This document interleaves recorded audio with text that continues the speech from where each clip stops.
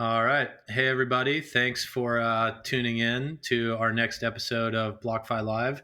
We are unfortunately not recording today from our BlockFi studio at the office because we are smack dab in the middle of COVID, work from home, quarantine type of stuff. But we're really, really excited about the guest that we have on the show today.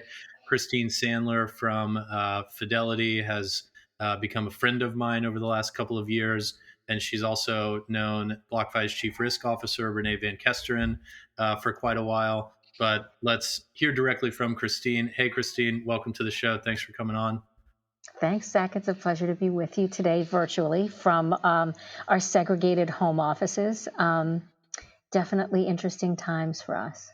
Indeed. And we're going to talk about what Fidelity is doing, what you've seen at Fidelity, and in terms of this last bit of volatility and the crazy macroeconomic conditions, what Christine's doing personally. But before we jump into some of those details, give us an introduction on you. What's your Sure. professional background, and how did Sure. you get into the crypto ecosystem? Yeah, that's easy territory. So I started in the business about 30 years ago. Um, I began as a trader, traded on the buy side and traded on a proprietary basis, and then took a little bit of a shift. Um, in the very late 90s, I went to work for Bloomberg, and Bloomberg intelligently put me in their electronic trading division in 1998. So here I was selling trading technology to hedge funds. And had some degree of credibility because I said, look, if I were you, I'd be using this. And lo and behold, electronic trading began to become much more successful and very prevalent in the market. So I left Bloomberg, went to a startup based in Chicago called Archipelago, and that's where I met Renee Van Kesteren, who was a client of mine. And I think Archipelago was unique because they were very principled individuals who came from a similar background, who really wanted to change kind of the paradigm and really did make a lot of impact. That company was sold to the New York Stock Exchange and became the base of their technology. The business that I ran was spun off and sold to Merrill Lynch and became the base of their institutional electronic offering. So I stayed at Merrill for about a year, selling leading an electronic sales team. Then went back to the exchange, and I think that was the other love of my life, which was helping to transform, global capital markets during a period of great stress. So So where, I was lucky enough. sorry to Pardon interrupt. me. Where are we now in time? Is this Yeah, so pre? late 2007. Okay, so right So before very much before the financial crisis. So yeah. had an opportunity to see, to see quite a bit. We were acquired by a rival exchange in 2013. I chose to leave. I went to work for Barclays, and Barclays. Uh, I went to work for Barclays. Was there for about 18 months, and then realized, look, I think when I was happiest, I was surrounded by smart people who were driving change and influencing the direction of of they were influencing the markets from a directional capacity. Um, Mhm. and I also felt like there was great creativity. And I wasn't really seeing that in the equities business. I think we went from great creativity to intense competition to full-on commoditization in a period of 10 to 15 years. That commoditization wasn't nearly as fun as the creativity. So I Yeah. knew that that was the next element that I would be looking for. I took about 2 years off, really recharged my batteries, did a lot of traveling, advised some startup companies, and began to think about what was next for me. And that's when I began to go down that crypto rabbit hole. So I started with Khan Academy. What's a blockchain? Um, and I was lucky enough to get to be interviewed at Coinbase and got the job. And so I spent a year at Coinbase helping to build electronics, helping to build solutions for institutions at Coinbase, and then pivoted to join Fidelity in about almost a year ago. So really glad to be here.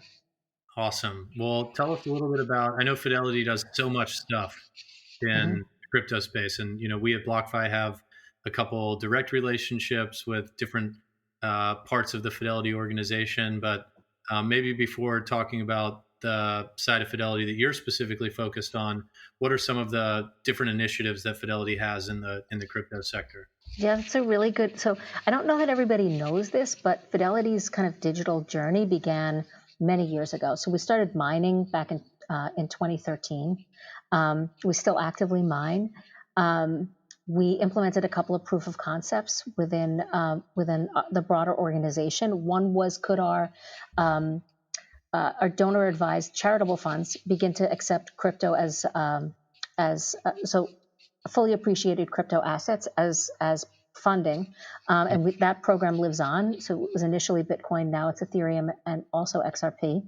And when we initiated those proof of concepts, we thought, look, this is potential. Could we potentially have a commercially viable business here? What are the elements that we would want, as a consumer, as a user? What if we were a like firm in this space? What would we need?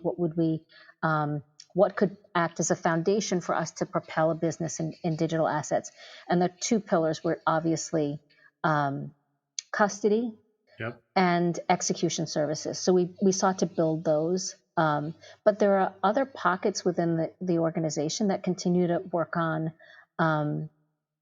things like zero knowledge proofs. So we have a very robust Fidelity Center for Applied Technology that looks at technology and sees how we can apply that for the benefit of our clients, for the broader benefit of Fidelity, but also for the benefit of the ecosystem. So that the organization holds several patents, many patents, as a matter of fact, and and awareness around technology is really part of our lifeblood.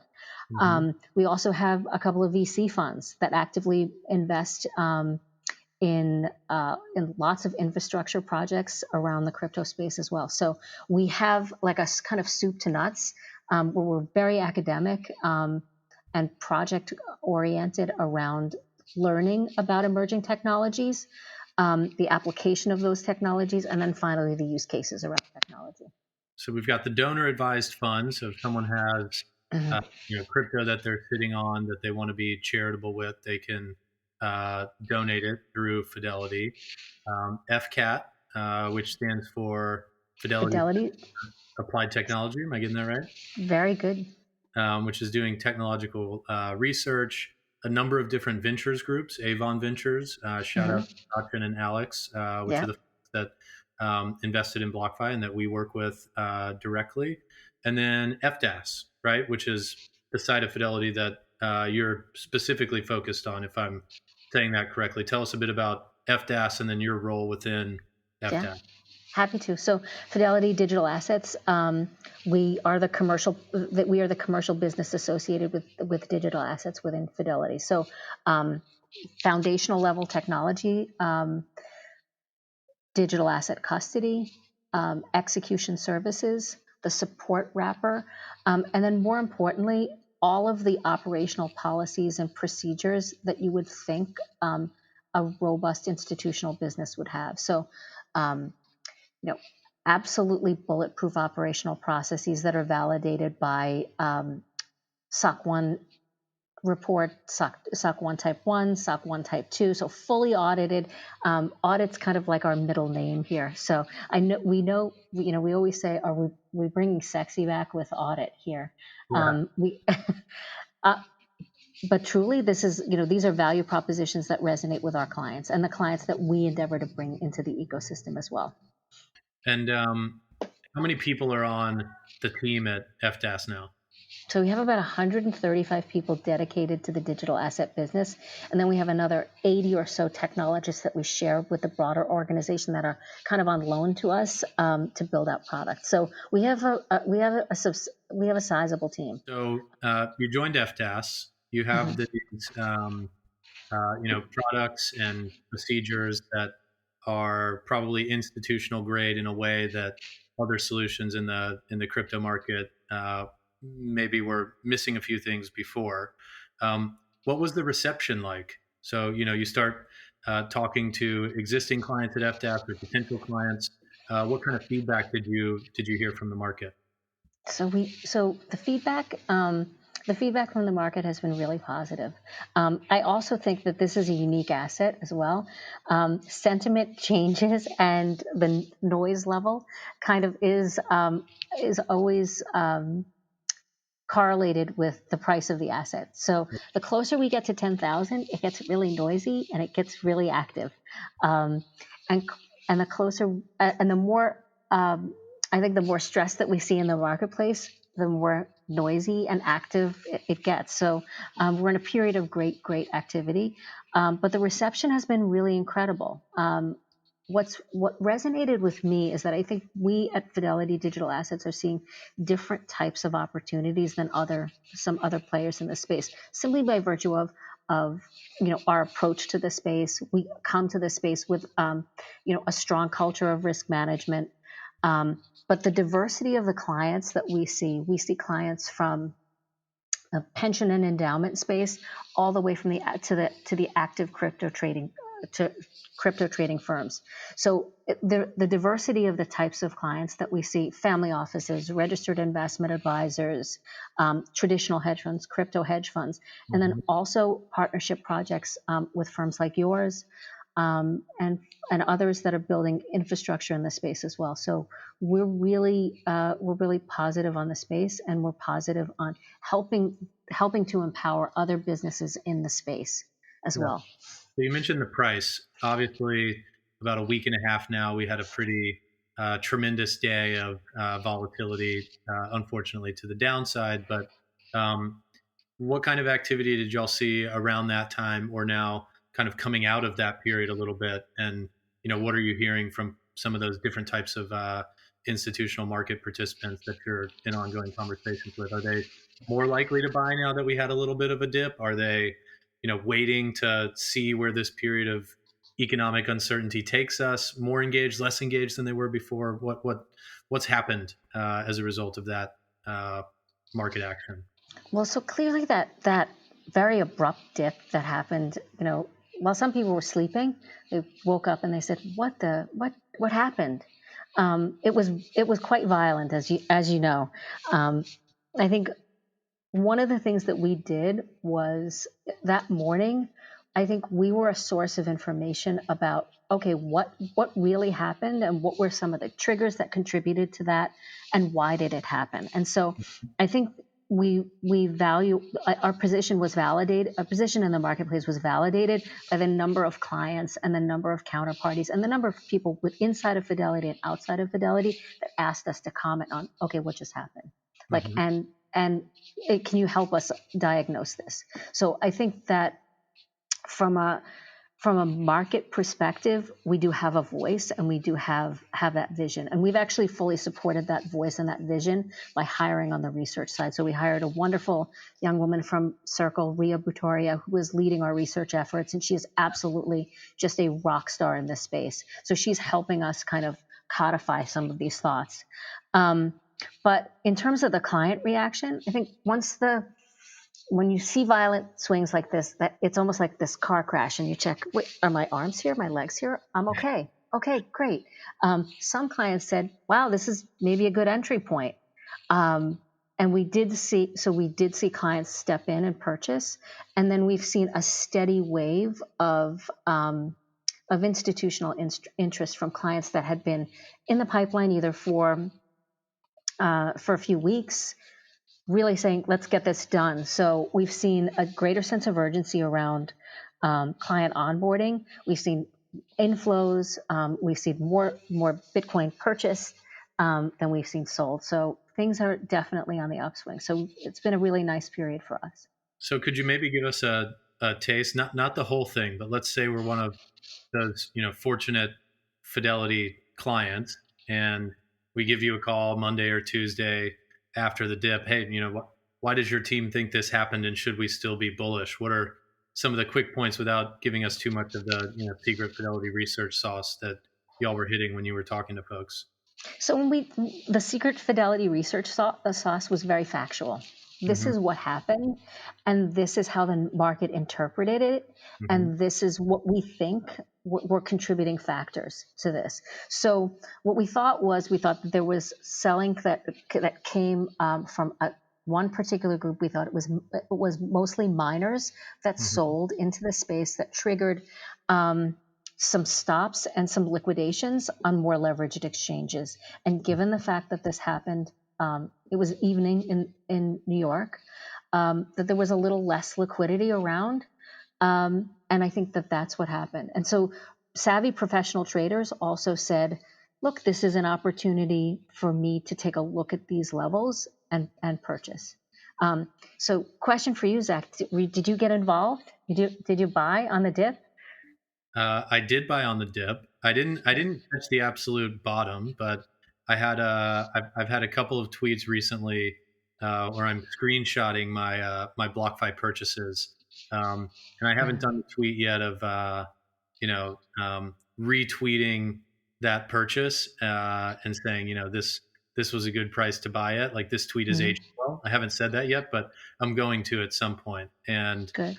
I'm hopeful, from a just a personal investment thesis around Bitcoin perspective, that we'll see Bitcoin and maybe other safe haven assets like gold start to perform uh, very well ahead of traditional public equities and other investment assets in terms of the recovery from this economic event. And I think we're starting to see that play out a little bit. Whereas a week ago today, that wasn't necessarily the case. We recovered kind of quickly in a V shape off of that 3,800 bottom. Um, Mhm.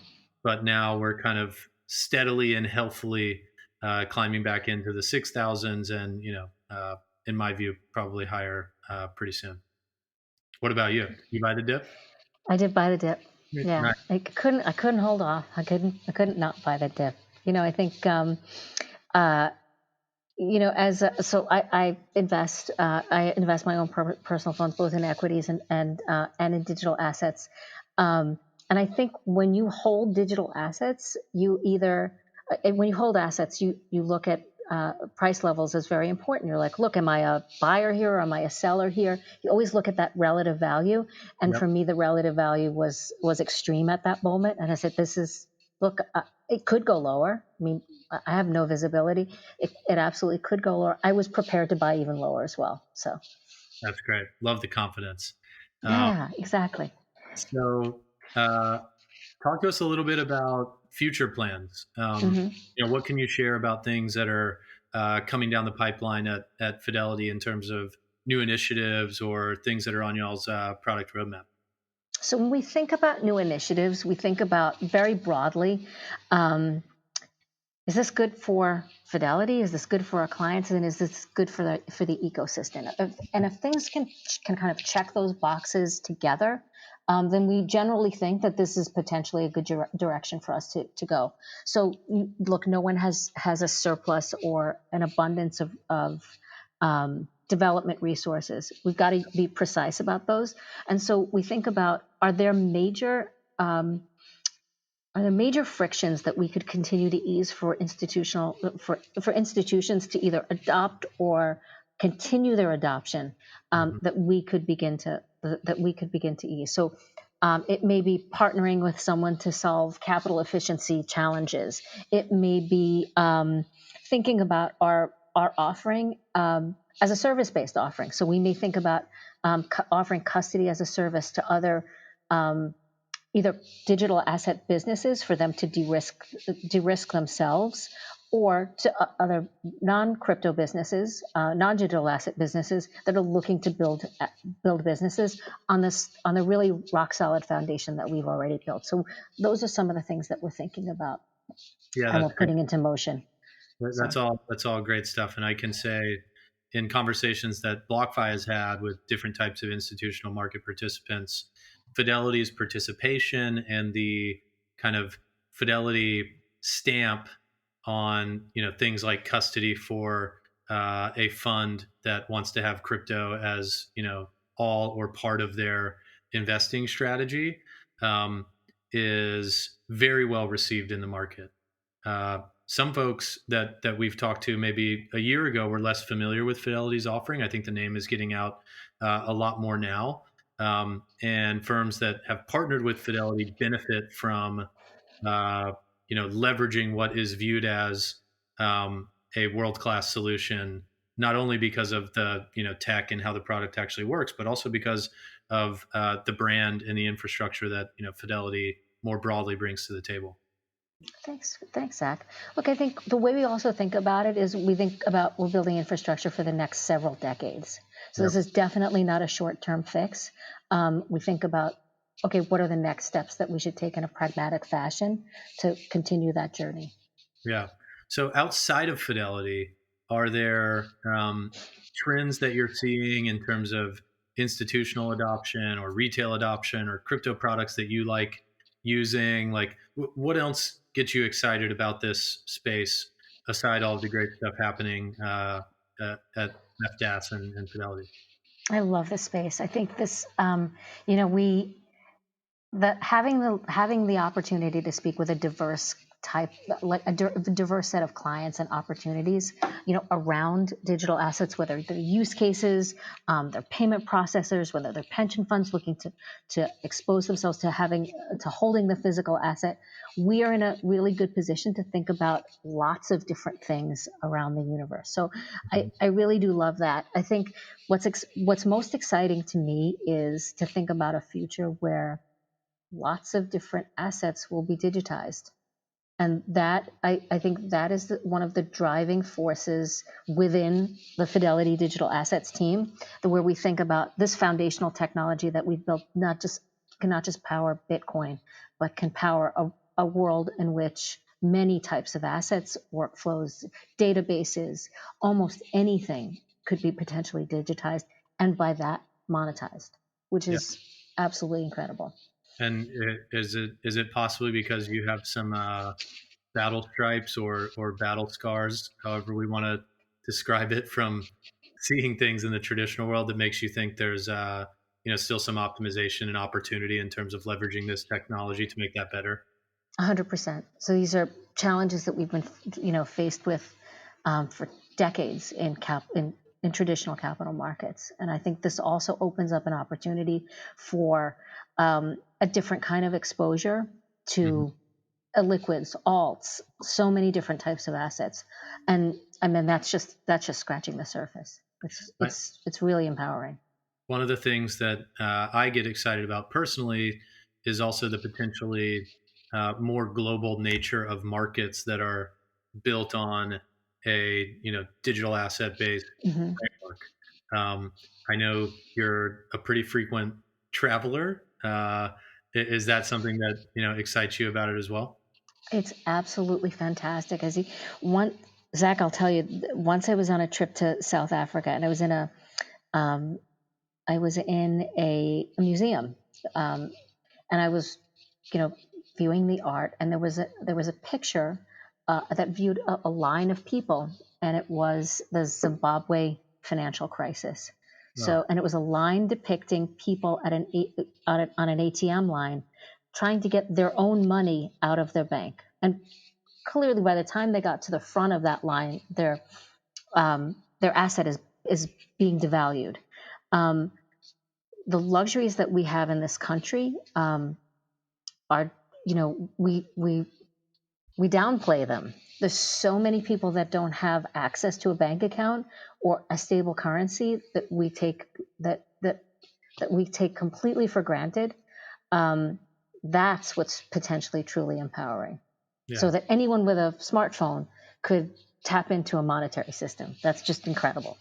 Yeah, I couldn't Yeah. agree more. It's one of the things that we get really excited about at BlockFi, and it's a great thing for Fidelity, but also the industry more broadly, that we have Hmm. folks as smart and talented as yourself on the team now.